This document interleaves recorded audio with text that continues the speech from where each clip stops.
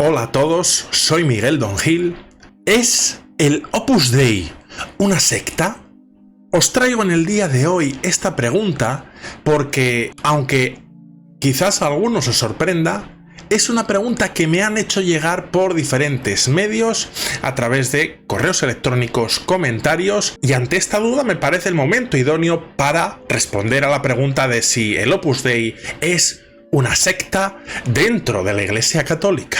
Como podréis ver, esta introducción está grabada en otro momento a lo que respecta al contenido del vídeo, en su inmensa mayoría, porque es un vídeo que inicialmente grabé hace aproximadamente 1 año y medio, pero que quise esperar para ver próximos y futuros acontecimientos que podrían surgir en la realidad actual de ese momento sobre el Opus Dei para dotarlo de cuantas más informaciones posible fuese necesario.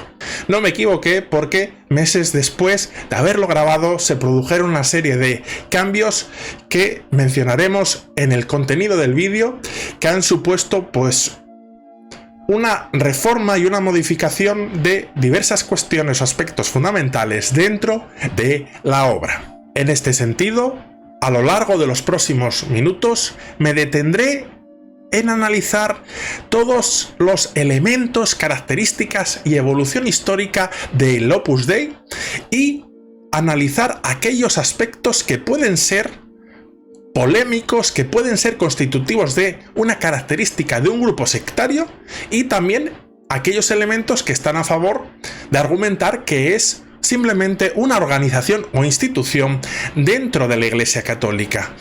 Sin más, comenzamos.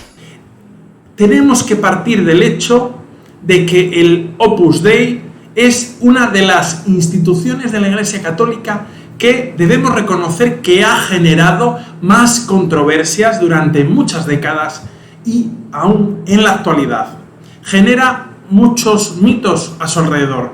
Debemos reconocer que en esta línea todavía se profundizó más en el mito sobre organización secreta, sectaria, etcétera, etcétera, en el contexto de la película basada en la novela del Código Da Vinci, en el cual aparecía de forma desdibujada, pero sí que aparecía el Opus Dei como parte de la trama y parte además de los malos de la trama en la película y por tanto en la novela en la cual se basa.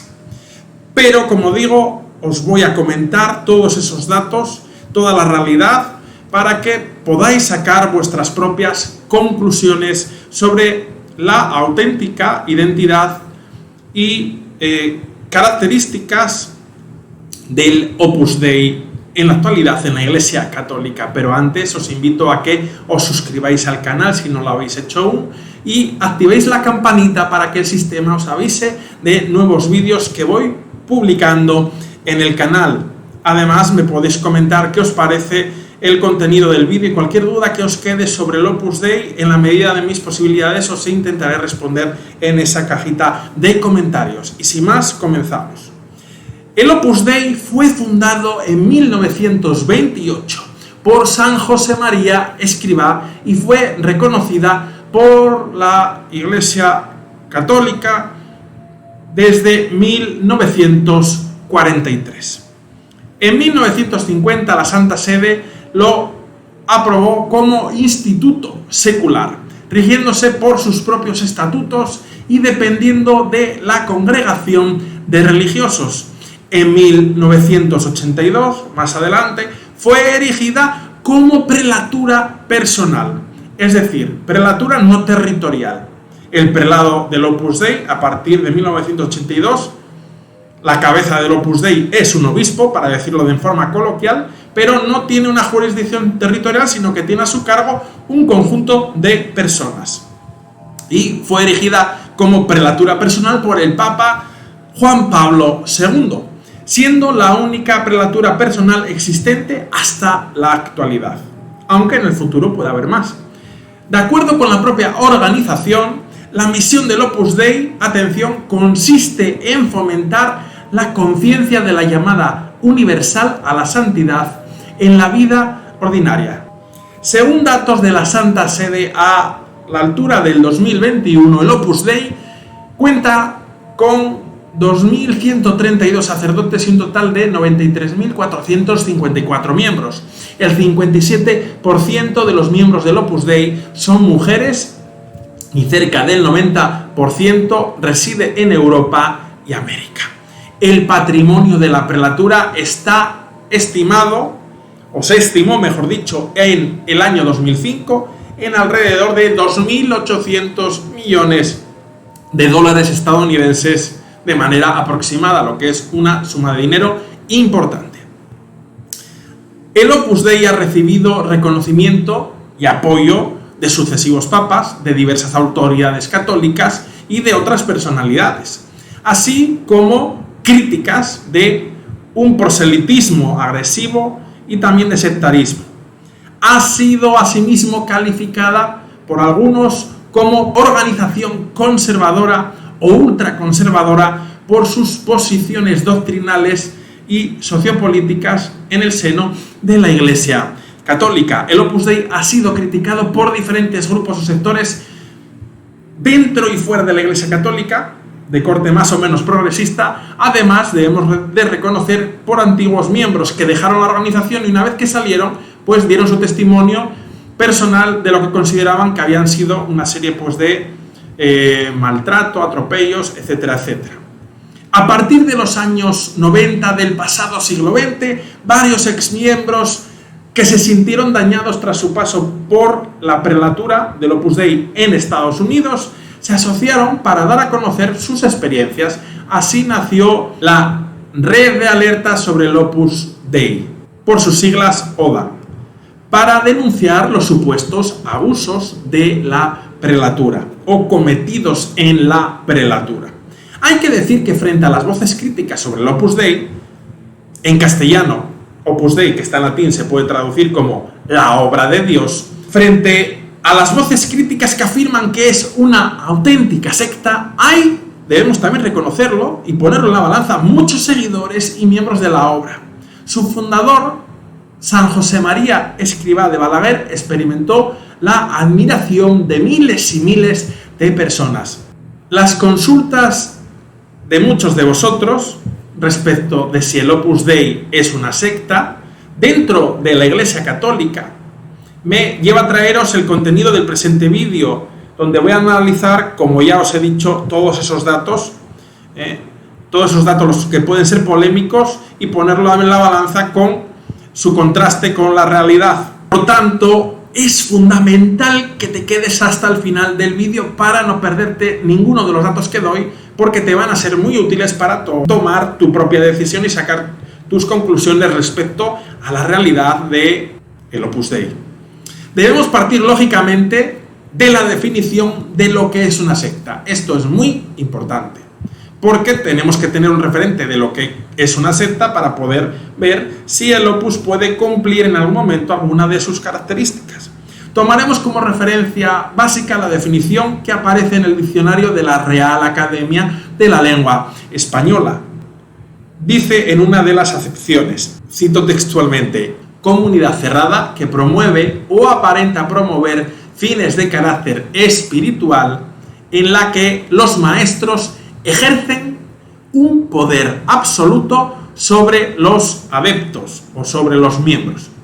Para ver si el Opus Dei es en su organización y funcionamiento interno o puede ser una secta, en la línea de lo recogido en esta definición que acabamos de exponer, vamos a presentar las críticas que se han hecho al Opus Dei con respecto a la intromisión en la libertad de sus miembros en elementos que podrían ser constitutivos de una secta de ratificarse.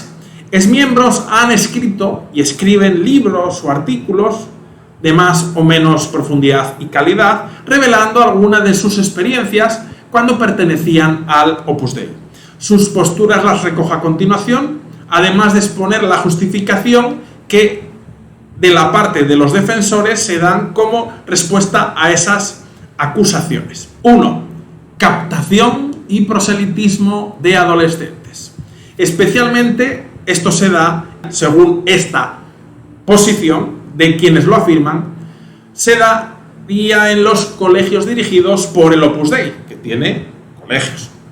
Según Tami Di Nicola, ex numeraria que trabajó en esas labores, el Opus Dei promueve muchos tipos de proyectos sociales, pero detrás existe el motivo secreto de reclutar nuevos socios para la obra, lo cual sería un objetivo fundamental. En segundo lugar, el control de las familias de los supernumerarios. Los supernumerarios son los miembros que se casan y tienen una vida laboral y familiar bajo, eso sí, la supervisión del Opus Dei. Este control de las familias de los supernumerarios se daría a través de las normas que deben seguir y que son ejecutadas por los padres y madres supernumerarios. En tercer lugar, desconocimiento de las obligaciones y restricciones en el momento de pedir la admisión al Opus Dei, a lo que los miembros numerarios van siendo sometidos de forma progresiva. Es otra de las cosas que se apuntan por los críticos. En cuarto lugar, animar a los miembros numerarios, que son los miembros que se mantienen célibes y viven una vida similar a la de los consagrados de una orden religiosa, pues animan a los miembros numerarios a romper contacto con sus amigos y familiares en favor de nuevos contactos dentro del grupo. Por extensión, falta de interacción social al estar buena parte del tiempo socializando entre propios miembros de la obra y el limitar la socialización exterior, que muchas veces se limita al ámbito del trabajo, y luego el poco tiempo que se puede tener libre condicionado por estas normas. En quinto lugar, por otra parte, está mal vista la crítica interna, lo que da como resultado la perseverancia de un tipo de persona que valora más la lealtad que el raciocinio. Sexto, los problemas psicológicos que genera en algunos miembros esa tipología de vida, como las depresiones, angustias, conflictos psicológicos y morales, son muy frecuentes entre numerarios y numerarias por la necesidad de estar constantemente fingiendo que se siente bien dentro o fuera de la obra. En España, por ejemplo, según estas informaciones, dicen que hay psiquiatras de confianza de la obra que están especializados en atender a aquellos miembros de la obra que se sienten a nivel psíquico mal y son atendidos de forma, vamos a decir, bajo la supervisión de la obra. En séptimo lugar, la amenaza a los miembros que intentan abandonar. Amenaza o algún tipo de, vamos a decir, de límite o condicionamiento o coacción. Coacción al menos psicológica hacia los miembros que desean abandonar el Opus Dei o que se lo están planteando. Especialmente miembros numerarios que a veces son derivados a psiquiatras o psicólogos pertenecientes a la obra, antes de dejarles salir para tratar sus problemas vocacionales. Antonio Esquivias, antiguo numerario español, escribió un libro en 2015 donde narra lo que vivió dentro del Opus Dei, según su testimonio, durante 30 años y las presiones que él dice que vivió cuando quiso salir de la organización. Octavo, control sobre las actividades diarias de los miembros numerarios, debiendo requerir permiso para realizar cualquier actividad no reglada y dando cuenta de sus actividades cada semana a sus superiores mediante la confidencia semanal. Además, deben entregar todo el dinero que ganan a la organización. En la caja de la descripción tendréis adjunto el enlace a un vídeo con los controles o prohibiciones que asumen o aceptan en su vida cotidiana los miembros numerarios. En noveno lugar, control de la correspondencia y comunicaciones privadas de los miembros numerarios. Las cartas de sus amigos y familiares son abiertas y leídas por los responsables de los centros de la obra. A los numerarios también se les induce a entregar las cartas que escriban abiertas a los directores para que puedan leerlas y censurarlas si fuese necesario, si es que hay algo que está escrito que no es procedente. En décimo lugar, falta de libertad para la elección del director espiritual. La dirección espiritual para los críticos se convierte en una especie de mecanismo de control y de explotación de las energías de los miembros en beneficio de los intereses de la obra. En 11º lugar, los numerarios deben entregar sus bienes al Opus Dei y pedir dinero cuando lo necesitan para cada cosa que requieran, justificando la necesidad del gasto. También se incluye el patrimonio heredado. En 12º lugar, la obligación de testar, es decir, de firmar testamento a favor de otro miembro numerario, que suelen ser miembros mayores y de confianza dentro de la obra, que es el miembro que acompaña la ceremonia de la fidelidad o votos perpetuos, quedando esos bienes, por tanto, bajo el control de la obra si fallece el miembro. En el puesto o lugar número 13, la mortificación corporal, que implica el empleo de instrumentos tradicionales de penitencia cristiana que se usaron a lo largo de muchos siglos en la cristiandad, como el cilicio, que es un instrumento de hierro que tiene ciertos pinchos y que se pone alrededor de una extremidad, brazo o pierna, y que tiene un cordón de cuero para apretarlo y que haga presión y genere cierto dolor o hasta algún tipo de pequeño daño. El cilicio y las disciplinas, en el caso de las disciplinas sería un pequeño látigo de cuerda de palmo y medio con el cual se azotarían, pues serían estos elementos tradicionales. Si bien hay que reconocer que son los menos comunes actualmente y que en la actualidad las mortificaciones se han sustituido por prácticas más o menos llevaderas, por ejemplo, de pequeñas privaciones cotidianas como puede ser el ayuno o algún tipo de privación de algún elemento durante el día, quizás como quitarse el azúcar, bañarse con agua fría, entre otras cosas. Número 14. En lo que respecta a las numerarias auxiliares, que son miembros cuya función es hacer labores de apoyo necesarias y cotidianas, como son lavar, cocinar, es decir, todo lo que engloba la administración doméstica, pues los críticos de la obra califican la asignación de las tareas domésticas de los centros de los numerarios reservadas exclusivamente a mujeres como fuertemente clasista y machista. En este sentido, como un ejemplo concreto, en Brasil se ha denunciado la inclusión de mujeres de origen humilde captadas en la periferia de las grandes ciudades y obligadas a realizar trabajos domésticos. Algunas de ellas, las cuales luego dejaron el Opus Dei, han dado su testimonio en diversos lugares del mundo, en el caso concreto de Brasil, pero también ha habido en otros lugares.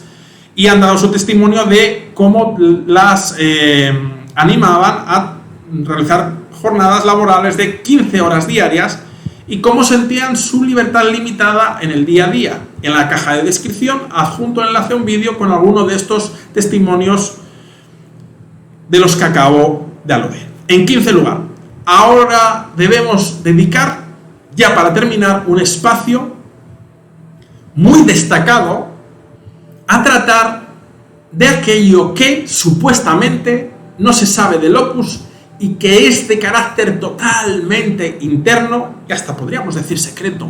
En 1970 se produjo la publicación de la prodigiosa aventura del Opus Dei, génesis y desarrollo de la Santa Mafia, escrito por Jesús Infante y editado desde el exilio parisino.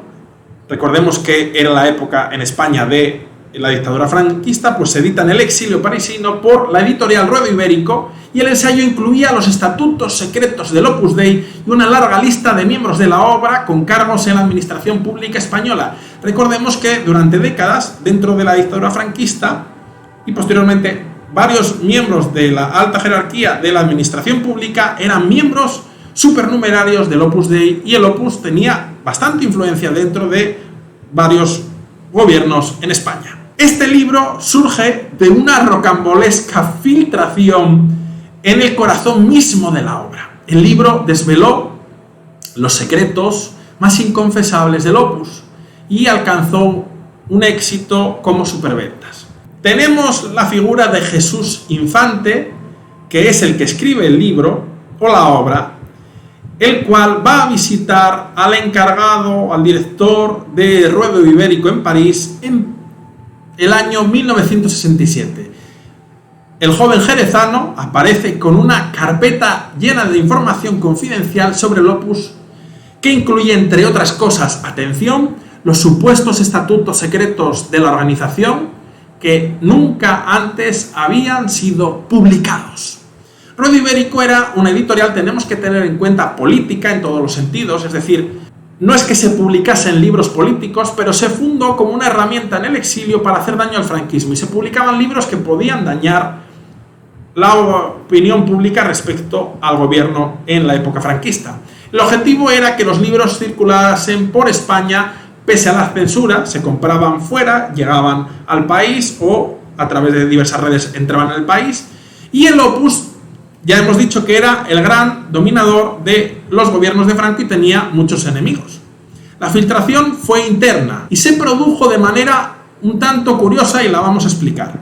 Del mismísimo despacho del fundador, San José María Escrivá de Balaguer, tal y como se explica en el libro. ¿Cómo fue posible? Bueno, según lo que se indica, José Vidal Beneito era políglota y futuro fundador del diario El País. Perteneció al Opus y fue secretario personal de Escrivá de Balaguer. Cuando abandonó el Opus, se llevó unos cuantos documentos internos y se da la circunstancia de que el autor del libro fue, a su vez, secretario personal de José Vidal Beneito, que fue en su momento el secretario del fundador del Opus Dei, que sustrajo esos documentos. Pues, a su vez, el secretario que robó los documentos sufre la sustracción de esos mismos documentos por su secretario personal, que se da cuenta de la importancia que tienen y los lleva a París para su posible edición. El original de los estatutos secretos de la obra hay que decir que estaba escrito en latín. La constitución del Opus Dei era, según la editorial Ruedo Ibérico, un documento secreto cuya reproducción estaba prohibida y al que solo tenían acceso los responsables generales del Opus y la jerarquía regional. El texto fue traducido de latín por Agustín García Calvo, uno de los mayores expertos españoles en lenguas clásicas de la época. La polémica sobre la constitución secreta del Opus, cuya veracidad nunca fue confirmada por la organización, pareció zanjarse en 1982, cuando la Santa Sede otorga la autonomía al Opus, le da ese reconocimiento a su importancia, pasa de instituto secular a prelatura personal, al tiempo que el Opus presenta una nueva constitución, totalmente revisada, pero la paz volvió a saltar por los aires en febrero de 1986, cuando el semanario italiano L'Espresso se hace eco de los supuestos estatutos secretos del Opus Dei, considerando que es una exclusiva mundial cuando no son conscientes de la publicación en 1970 de ese libro, en esa editorial del exilio español, y se hacen eco de esa noticia, de esos estatutos secretos. La información presentaba al Opus como una organización secreta, que lógicamente fue desmentida tajantemente por la dirección central de la obra en Roma, que publicó y dijo oficialmente: no existe ni ha existido nunca ningún estatuto secreto del Opus Dei. No obstante, el artículo generó un gran escándalo en Italia y tuvo una gran proyección internacional. Según las informaciones, en 1949 el Opus no había entregado los estatutos íntegros a los obispos de las diócesis donde residen, pudiendo ofrecerles solo un pequeño resumen que contenía 26 de los 479 artículos del documento secreto. Es decir, solo se conocerían 26, según esta información, de los 479 artículos. Desde la aprobación de 1982 del Opus como prelatura personal, dicho resumen para los obispos fue ampliado a 180 artículos, pero todavía quedarían hasta 479, muchos que se desconocerían de forma pública.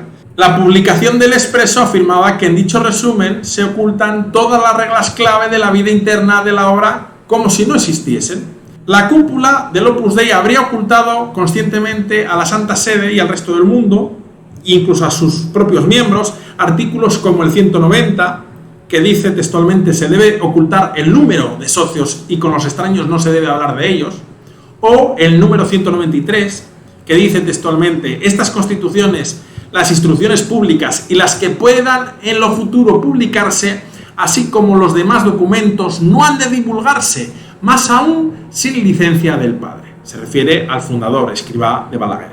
Aquellos de dichos documentos, continúa la cita, que estuvieren escritos en lengua latina, ni siquiera han de traducirse a las lenguas vulgares. Es decir, que el artículo 193 certifica que las normas internas del Opus eran más que secretas, ni siquiera podían traducirse al español o al resto de lenguas vernáculas. Exmiembros del Opus Dei en España dan como probable, hay que reconocer esto, que sigue existiendo este código secreto que solo estaría en manos de algunos de los máximos autoridades dentro de la organización en cada país. Algunas fuentes mantienen que tan solo se ha distribuido un único ejemplar por cada país con el nombre del destinatario para evitar que sea reproducido. Con todo esto es lo que dicen los medios de comunicación y ciertas fuentes. Por su parte, las autoridades del Opus niegan que existan esos estatutos secretos y entienden que todo esto fue una fabulación o invención. Después de todo lo expuesto, para concluir ya, de los testimonios que hemos visto a favor y en contra de el Opus Dei, ¿cuál es el balance que podemos hacer de manera crítica y neutral? Bueno, se han planteado acusaciones, como hemos visto, de proselitismo, de elegir a aquellas personas más idóneas, más aptas, de mayor nivel y condiciones de la sociedad, secretismo, sectarismo, de difundir creencias ultraconservadoras, la búsqueda de poder e influencia política de la organización mediante sus miembros, que estarían posicionados en los mejores sectores de la sociedad, y de emplear métodos coactivos con sus miembros, algunos de los cuales han sido descritos detalladamente por diversos miembros de la organización. Los críticos acusan también al Opus Dei de elitismo. El Opus Dei ha sido acusado de fundar universidades que terminan siendo muy prestigiosas, cuyos estudiantes después ejercen profesiones que pueden ser usadas para influir en la política pública desde la perspectiva del Opus Dei. Del mismo modo, afirman que tienen una desmesurada tendencia a acumular poder y dinero, incluso a través de promover testamentos a su favor, como hemos mencionado. Puede afirmarse, no obstante, que desde una óptica de la vocación religiosa y de la adopción de manera libre de un tipo de vida que se asemeja a la vida de un consagrado religioso, por parte de los numerarios, no puede decirse que el Opus Dei sea una secta. De lo contrario, cualquier organización u orden religiosa dentro de la Iglesia lo sería. Los miembros asumen una serie de normas de vida y las aceptan libre y voluntariamente. Con respecto a los elementos que le acercan a una secta, debemos decir lo siguiente. En primer lugar, en cuanto a la supervisión de las comunicaciones personales, las relaciones sociales y demás contactos dentro del mundo puede ser uno de los aspectos donde esté un comportamiento más cercano a un perfil sectario. El límite siempre estará en que la persona acepta libremente esa supervisión y en ningún caso se ve forzada o coaccionada a ello. Ahí está el límite claro. En segundo lugar, en los casos de miembros que quieren salir de la organización, si tienen presiones para poder dejarla, lógicamente es otro rasgo que podría acercar al Opus Dei a una secta. Con todo, hay que decir que se debería analizar caso por caso para saber cuáles son reales y cuáles no, y si se deben al comportamiento o supervisión de un director determinado de centro, o de si es una norma de adaptación, vamos a decir, generalizada y aprobada oficial o extraoficialmente en toda la prelatura, ¿no? Por ello hay que ser muy prudentes en emitir juicios en ese sentido y además de manera generalizada, si no se puede comprobar eso. En tercer lugar, lo mismo puede decirse de las mujeres que trabajan como miembros del Opus Dei, algunas de las cuales hemos visto que han manifestado vivir en condiciones de explotación laboral. Habría que ver caso por caso y posteriormente analizar, ver si ha sido una extralimitación de una autoridad en particular o si es una especie de práctica común o generalizada. Por ello hay que también ser prudentes al generalizar. En cuarto lugar, la supervisión psicológica si está condicionada para ver la realidad de un determinado modo, es algo que debería ser revisado. En quinto lugar, el supuesto secretismo con el que se gestiona internamente el Opus Dei por parte de sus autoridades, como puede verse por varios sucesos y como deja ver el libro publicado en 1970, pues es algo que hay que tener al menos como un elemento de análisis. Por otro lado, un elemento a favor de la normalidad del Opus Dei se concreta en que si la Iglesia Católica, con los papas que han visto el nacimiento y desarrollo y la obra y le han ido dando sucesivos reconocimientos canónicos hasta elevarla a una prelatura personal, y además le han encomendado misiones dentro de la Iglesia Universal, y los obispos de las diócesis en las que el Opus Dei está presente aprueban su actividad, es de rigor indicar que su actuación debe estar dentro de unos márgenes de normalidad, porque de lo contrario la Santa Sede habría intervenido al Opus Dei.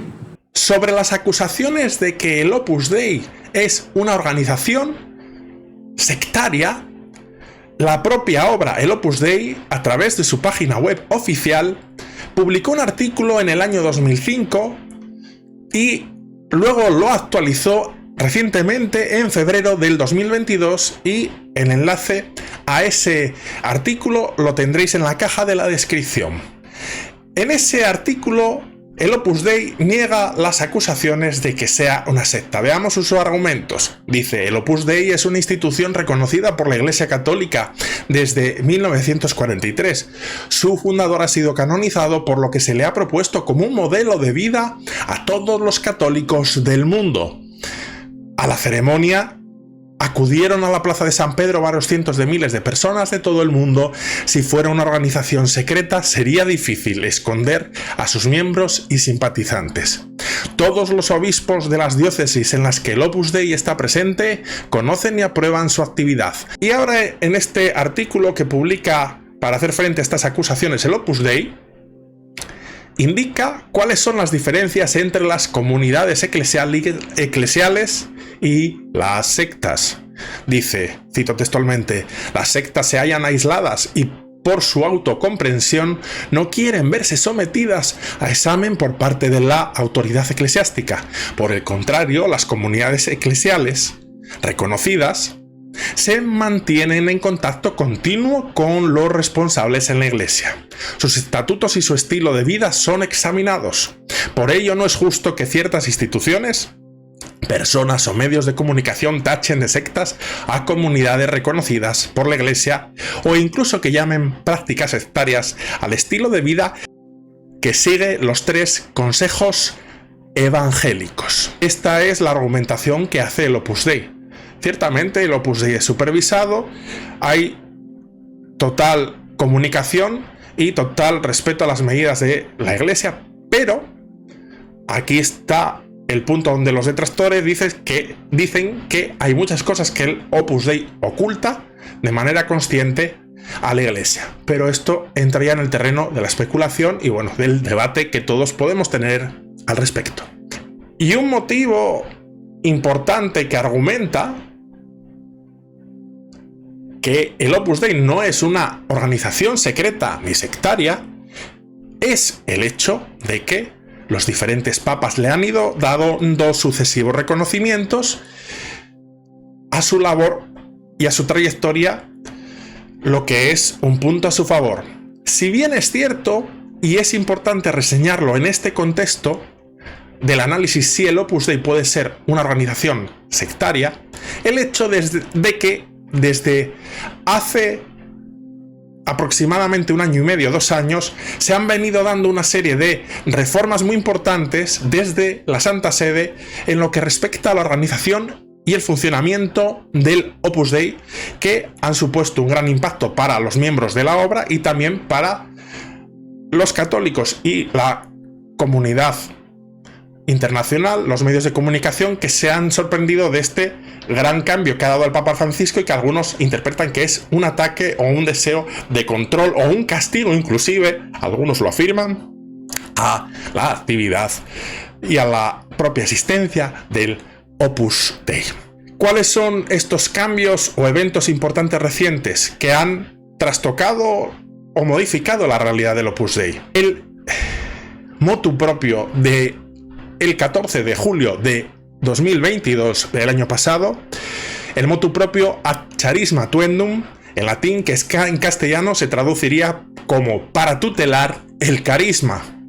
Es un motu propio del Papa Francisco que se emitió, como ya dije, el 14 de julio de 2022 y que se difundió 6 días después, el cual modifica la Constitución Apostólica Ut Sit del 28 de noviembre de 1982, mediante la cual el Papa Juan Pablo II, recordemos, erigió al Opus Dei como prelatura personal, disponiendo que la institución pasase a depender del dicasterio para el clero. Si hasta el momento dependía del dicasterio para los obispos, ahora pasa a depender del dicasterio para el clero, ante el cual deberá presentar anualmente un informe sobre el estado de la prelatura y sobre el desarrollo de su labor apostólica. Además, dispuso que el prelado del Opus Dei no podrá convertirse en lo sucesivo en obispo, que era un derecho de las prelaturas personales, el que su prelado pudiese ser consagrado obispo. Así fue el primer prelado del Opus Dei y el segundo, pero el tercero, como sabemos, no es obispo. ¿Por qué se dispone que no pueda ser obispo? Bueno, pues en ese motu propio se justifica por considerar como más conveniente una forma de gobierno basada en el carisma por encima de la autoridad jerárquica, ¿no? Esa modificación vino acompañada de la necesidad de una reforma de los estatutos del Opus Dei, que se ha realizado, que está ya en la Santa Sede y que está a la espera de la revisión y aprobación final o comentarios finales por parte de la Santa Sede. A ello hay que añadir que a muchos les sorprendió el motu propio sobre las prelaturas personales el 8 de agosto de 2023, recientemente. Se publica este nuevo motu propio del Papa Francisco relativo a las prelaturas personales, pero que afecta directamente al Opus Dei porque recordemos que en la actualidad es la única prelatura personal existente, aprobada dentro de la Iglesia Católica. En este motu propio se rebaja o se limita aún más la capacidad o la potestad de las prelaturas personales. Las prelaturas personales, se indica en este nuevo motu propio, se asimilan a las asociaciones clericales públicas de derecho pontificio con facultad de incardinar clérigos. Sus estatutos pueden ser aprobados o emanados por la sede apostólica y el prelado, atención, actúa como moderador dotado de las facultades de un ordinario. Es decir, se rebaja o se limita más la capacidad del prelado, que ya no es obispo y encima ahora solo tiene esa capacidad, vamos a decir, como moderador, pero realmente no tiene la autonomía que tenía antes. Algunos no han entendido cómo se saca este nuevo motu propio cuando la obra ya había presentado el primer borrador de los estatutos al dicasterio del clero, que se realizó a petición de la Santa Sede después del motu propio Ad Charisma Tuendum del 2022. Era uno de los requisitos que había que reformar los estatutos para adaptar al Opus Dei a la nueva realidad, y todavía no se ha pronunciado la Santa Sede sobre esos estatutos que ya están en fase de borrador final. Y sale un nuevo motu propio que va a introducir nuevas modificaciones a la realidad y que van a exigir pues que se introduzcan cambios en unos estatutos que se han presentado y que todavía ni la Santa Sede los devolvió, y que seguramente van a tener que introducir más cambios porque la normativa se ha visto modificada una segunda vez en un periodo de un año. Hay que decir, y esto dice a favor del Opus Dei, que el Opus Dei ha aceptado todos los cambios que se le han impuesto con carácter fraterno y que el prelado está en plena disposición, en la mejor disposición para aceptar todos los nuevos cambios, y no ha habido tensión en tal sentido. También, y en paralelo, hemos visto como en España hemos tenido la polémica del santuario de Torre Ciudad, que es un santuario muy importante, que es costeado, administrado por el Opus Dei, y el cual siempre ha tenido un rector que es de la obra. Pero en este verano de 2023, el obispo de Barbastro Monzón, como he hecho varios vídeos que los tenéis en el canal, decidió poner al frente del santuario para la administración espiritual a un sacerdote diocesano sin haber contado con un acuerdo con el Opus Dei. Eso creó una polémica, una tensión, pero bueno, parece que actualmente están en un proceso de intentar llegar a un acuerdo de entendimiento. Esto, aunque es un hecho no a nivel internacional, sino a nivel, vamos a decir, regional, de la realidad actual del Opus Dei, es otro, vamos a decir, hecho o contexto en el cual se tienen en cuenta todos los cambios de la normativa que se aplica al Opus Dei y la interpretación que pueden hacer ya a nivel de diversas regiones los obispos del lugar en sus tratos con el Opus Dei. Pero hay que ver que se hagan correctamente, lógico está. Después de haber expuesto estos dos nuevos motus propios, esta intervención para la actualización del Opus Dei por parte de la Santa Sede puede interpretarse de dos modos. O bien que es necesario actualizar todo lo relacionado con el funcionamiento del Opus Dei para adaptarlo a los cambios de la Iglesia, la sociedad y al modelo de Iglesia que quiere el Papa Francisco impulsar, un modelo más carismático y menos jerárquico. O bien, esta es la segunda opción, se hacía necesario estas modificaciones en la realidad del Opus Dei para intervenirlo de algún modo e introducir unas reformas necesarias para controlar posibles desviaciones que se venían produciendo y que se han gestionado internamente sin querer que trascendiese públicamente. Los detractores se van a posicionar del lado de la segunda postura, que que el Opus Dei estaba haciendo las cosas mal y por eso hubo estos cambios, porque la Santa Sede quería controlar esas posibles desviaciones. Por ejemplo, todo lo que tiene que ver con las relaciones de los diversos laicos que colaboran con la obra y que podía ser necesario controlar mejor estas relaciones de la prelatura con estos laicos, por ejemplo. Pero hay que decir que saber qué motivos están detrás, la cabeza del Papa Francisco, si se debe más a su modelo de entender la Iglesia y adaptar al Opus Dei a esa realidad, o si había cosas que mejorar para el buen funcionamiento del Opus Dei y por eso se hicieron esas reformas, es algo que no podemos saber. Entra en el terreno de la especulación, del debate, y seguro que hay opiniones a favor o en contra de que es una motivación u otra. En la caja de la descripción voy a poner, aparte de los que ya mencioné antes, varios enlaces a vídeos o documentos de interés analizando desde un punto de vista neutral posturas tanto a favor y en contra, analizando temas que hemos referido y casos concretos en proceso de estudio para que podáis profundizar en el análisis de la realidad del Opus Dei desde un enfoque global y podáis sacar vuestras propias conclusiones, que es lo que a mí más me interesa. Quisiera aprovechar el contexto para referirme a una noticia que ha tenido trascendencia y puede ser interesante analizarla, y es que en el año 2021 un grupo de mujeres de la región de América del Sur denunciaron años de explotación laboral en el Opus Dei.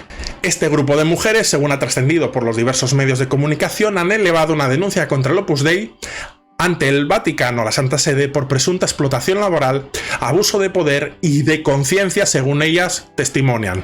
Proceden de Argentina, Paraguay, Uruguay y Bolivia, y trabajaron para la obra en Sudamérica, Italia y Kazajistán entre 1974 y 2015.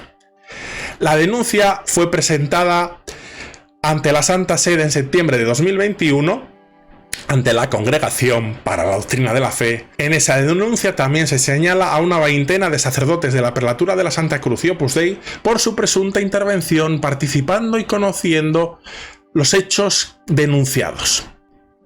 Según la información a la que he podido acceder, creo que hasta la fecha no ha habido una resolución de este procedimiento de tipo legal en la Santa Sede, ha habido un pronunciamiento de la Santa Sede y por tanto no podemos saber si se le da la razón a este grupo de mujeres o si se consideran que los hechos denunciados no tienen fundamento. Por tanto, me parece que posicionarse a este respecto o hablar de ello no es prudente porque no hay una respuesta oficial a este proceso de tipo jurídico o canónico. Hasta aquí toda la información. Me encantará saber vuestra opinión a raíz de todo lo que yo he explicado, todas estas diversas informaciones de rigor, de importancia, con elementos a favor y en contra, y me digáis, ¿consideráis con toda esta información que el Opus Dei es realmente una secta o no? Me encantará ver vuestras argumentaciones en la caja de comentarios y, como siempre, os responderé en detalle. Solo os pido respeto en la forma de escribir. Con educación se puede escribir todo, pero sin educación uno pierde cualquier tipo de fundamento o razón. Sin más, me despido de todos vosotros y me despido hasta un nuevo vídeo. Un abrazo.